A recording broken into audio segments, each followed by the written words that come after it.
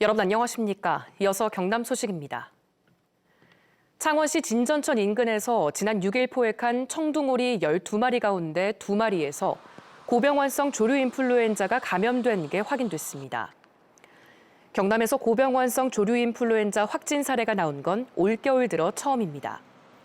경상남도는 초동 방역팀을 투입해 바이러스 발생 구역 500m 이내 출입을 통제하는 등 방역을 강화했습니다. 또 시료 채취 지점 반경 10km를 방역대로 지정해 구역 안 모든 가금 농가의 이동을 제한했습니다.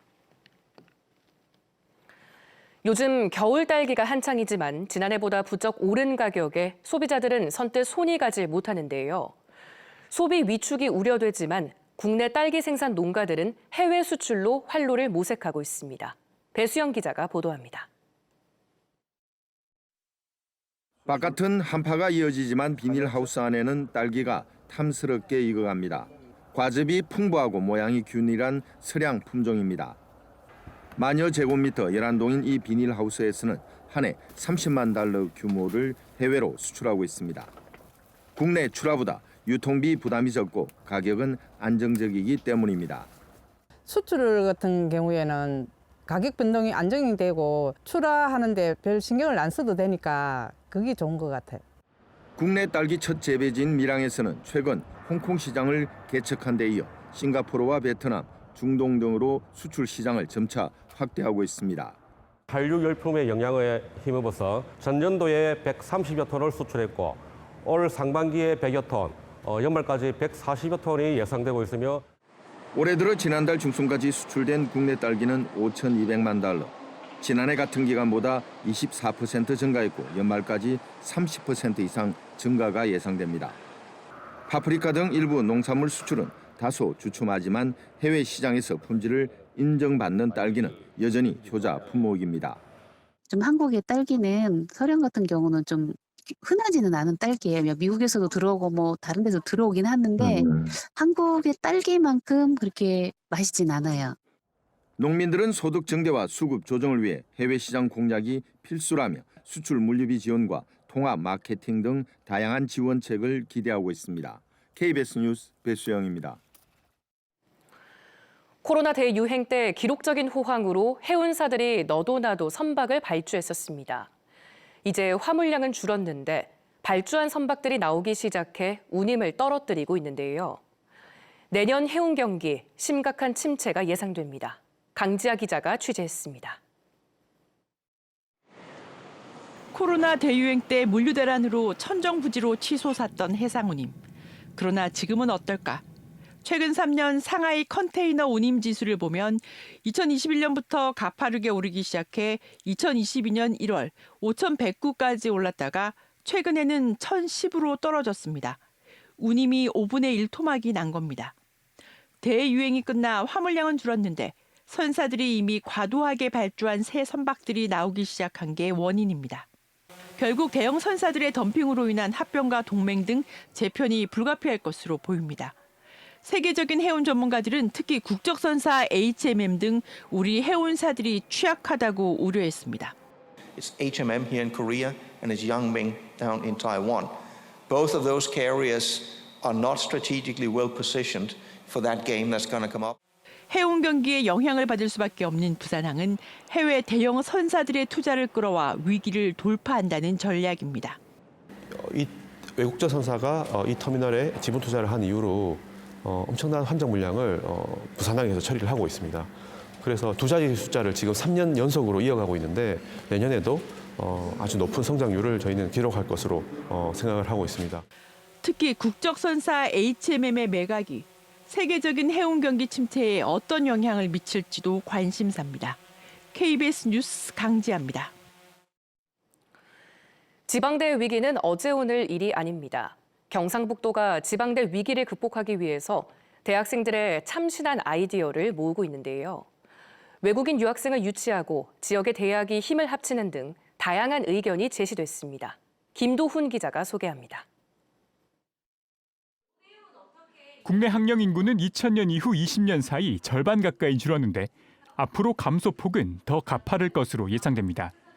파괴적 학령 인구 감소 현실에서 지방대의 위기감은 서울 수도권 대학보다 훨씬 더 큰 상황. 경상북도가 이를 해결하기 위해 실시한 대학생 아이디어 공모에서 유학생 통합 지원을 통한 유학특구 조성 방안이 올해 대상을 차지했습니다.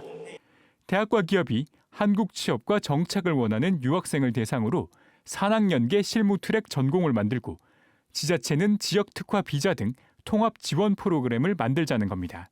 지역 대학과 지자체가 매개가 돼서 유학생들과 지역 산업 현장을 좀 연결을 시켜주면 지방 전체의 경제 활성화에도 기여할 수 있고 유학생들도 지방으로 많이 올 것이고 경북도가 도 단위의 대학 서바이벌 축제를 열어 교류의 장을 만들고 기업은 체험 부스를 통해 필요한 인재를 찾는 등 지자체와 대학, 기업이 상생하는 방안도 좋은 평가를 받았습니다. 수도권에만 인재가 몰리는 것이 아니라 이런 지방 대학에도 인재가 있는데 우리가 발굴하지 못했다라는 것을 알게 될 것 같고 경상북도는 이들 아이디어를 도정에 적극적으로 반영한다는 방침인 가운데 청년의 참신한 생각들이 지방대의 위기 극복의 실마리가 될 수 있을지 주목됩니다. KBS 뉴스 김도훈입니다. 현재 전국에 겨울비가 내리고 있습니다. 다가오는 저기압의 영향으로 우리 지역 곳곳으로도 비가 내리고 있는데요. 이번 비는 내일 낮까지 이어지겠습니다. 나가실 때 우산을 꼭 챙겨주셔야겠습니다. 특히 내일까지는 강한 비바람을 유의하셔야겠습니다. 해안가를 중심으로 강풍 예비특보가 내려져 있는 가운데 순간풍속 초속 20m 이상의 매우 강한 바람이 불겠는데요. 내륙을 중심으로도 순간풍속 초속 15m 이상의 강한 바람이 불겠으니 시설물 점검 등 안전사고에 유의해 주셔야겠습니다. 이번 비는 내일 낮까지 이어지겠습니다. 예상되는 강수량은 20에서 60mm 정도로 대기가 불안정해지면서 곳에 따라 돌풍과 함께 천둥 번개가 치는 곳이 있겠습니다. 자세한 지역별 기온 살펴보겠습니다. 현재 기온 창원이 11도, 창녕이 10도를 보이고 있습니다. 한낮에는 창원이 15도, 함안이 14도로 어제보다 3에서 4도가량 낮겠습니다. 서부 지역도 진주가 10도, 합천이 9도로 출발하는 아침이고요. 한낮에는 진주가 14도, 산청 13도 예상됩니다. 바다의 물결은 동해상에 풍랑주의보가 발효 중인 가운데 동해 남부 앞바다에서 물결이 최고 5m로 매우 거세게 일겠습니다. 우리 지역은 목요일과 금요일에 한 차례 더 비가 내리고 난 뒤 기온이 큰 폭으로 낮아져 다시 겨울 추위가 찾아오겠습니다. 날씨였습니다. 경상남도가 도의회에 제출한 자료에 의하면 올해 들어 9월까지 농수산물과 가공식품 5,700여 건을 수거해 방사능 검사를 한 결과 모두 적합 판정이 나왔습니다.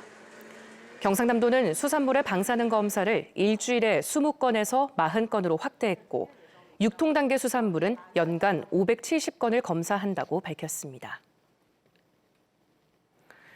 경남의 가구당 평균 자산이 물가 상승에도 불구하고 오히려 지난해보다 줄어든 것으로 조사됐습니다. 통계청이 발표한 자료를 보면 지난 3월 말 기준 경남의 가구당 평균 자산은 3억 8,668만 원으로 지난해 3억 8,954만 원보다 286만 원 감소했습니다.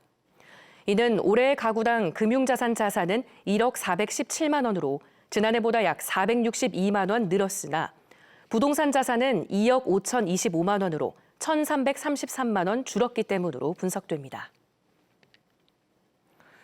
통영해양경찰서는 해넘이와 해맞이 행사와 관련해 선박의 운항 증가에 따른 사고를 막기 위한 안전점검을 실시합니다. 통영해경은 오늘부터 오는 31일까지 3주 동안 선상 해넘이와 해맞이 행사에 동원되는 유도선 40여 척과 사업장 15곳을 집중적으로 점검합니다. 특히 해경은 한국해양교통안전공단 등이 참가한 기동점검반을 만들어 야간 운행에 필요한 시설과 장비, 소화기 관리 상태 등을 점검한다고 설명했습니다. 한국항공우주산업카이와 방위사업청은 국산 회전익 항공기에 탑재된 무전기 성능을 개량하는 3,500억 원 규모의 사업협약을 맺었습니다.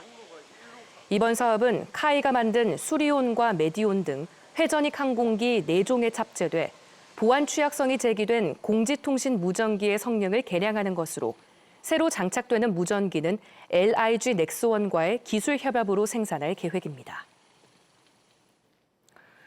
프로축구 경남FC 새 사령탑인 박동혁 감독이 오늘부터 함안의 클럽하우스에서 선수들과 훈련에 돌입합니다. 박 감독은 최근 구단과의 인터뷰에서 동계 훈련을 가기 전에 미리 선수들을 소집해 전력을 분석하고 선수단을 구성하는 게 급선무라며 훈련 일정을 앞당겼습니다. 경남FC는 최대한 빨리 코칭 스태프와 선수단 구성을 마무리하고 다음 달 전지 훈련에 돌입할 계획입니다. 전홍표 창원시 의원이 창원시 영화문화 영상산업 진흥에 관한 조례안을 발의했습니다. 조례안에는 창원시가 영화산업의 진흥 계획을 수립하고 창원을 소재로 하거나 창원에서 영화 영상물을 제작하는 사람에 대한 행정, 재정적 지원 내용을 담았습니다. 경남에서 처음으로 반려동물을 위해 5만 제곱미터 이상 공원 안에 동물 놀이터를 설치할 수 있도록 하는 조례안도 박혜정 시의원의 발의로 오는 22일 본회의에서 의결될 예정입니다. 통영 장사도와 거제 지심도가 행정안전부와 한국섬진흥원이 선정한 올해 찾아가고 싶은 겨울섬에 선정됐습니다. 행정안전부 등은 통영 장사도의 동백나무와 후박나무 군락지와 거제 지심도의 동백꽃 등 자연생태계를 선정 이유로 꼽았습니다. 경상남도는 장사도와 지심도 방문율을 높이기 위해 섬 여행 정보를 제공하고 경품 추첨 행사 등도 진행할 계획입니다. 뉴스를 마칩니다. 시청해주신 여러분 고맙습니다.